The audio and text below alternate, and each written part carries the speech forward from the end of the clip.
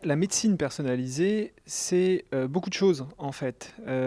Personne ne sait exactement ce que c'est. C'est un mot qui est apparu au tournant des années 2000, fin des années 90, tournant des années 2000, et pour désigner beaucoup, beaucoup de choses. En fait, la toute première occurrence de l'expression, pour autant que je le sache, c'est non pas, la médecine personnalisée, c'est pas une ère de médecine personnalisée qui s'ouvre, dans cet article, de 1999.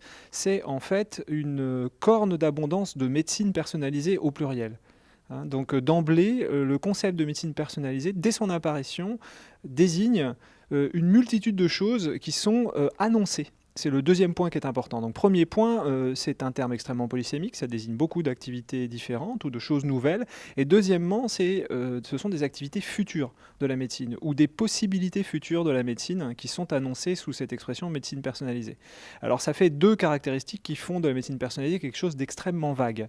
Hein. Une promesse sur l'avenir donc, et pas vraiment précise puisque ça peut être beaucoup de choses. Alors si on s'interroge maintenant, si on pose des questions un petit peu plus précises en se demandant qu'est-ce qui peut marcher dans la médecine personnalisée ou qu'est-ce que ça peut être vraiment. Là, c'est plus difficile. Globalement, on présente la médecine, je dirais le programme de médecine personnalisée ou dit personnalisé qui fonctionne le mieux et qui est sans doute le cœur de la médecine personnalisée, c'est l'utilisation de traitements innovants et surtout en cancérologie, mais aussi dans d'autres domaines de la médecine, notamment le traitement des maladies auto-immunes.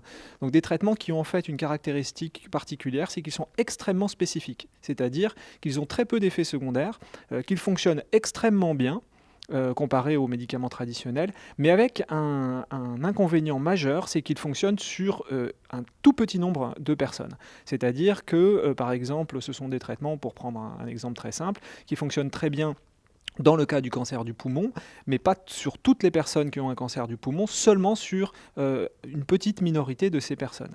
Et le problème qui vient avec ça, c'est qu'en fait, on a souvent du mal à savoir sur quels patients ces traitements fonctionneront.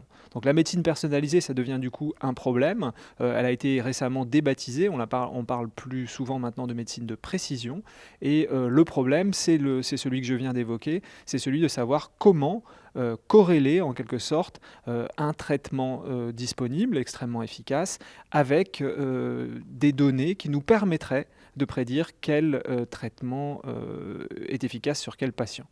Voilà, donc c'est le problème central pour moi, de mon point de vue, de la médecine personnalisée.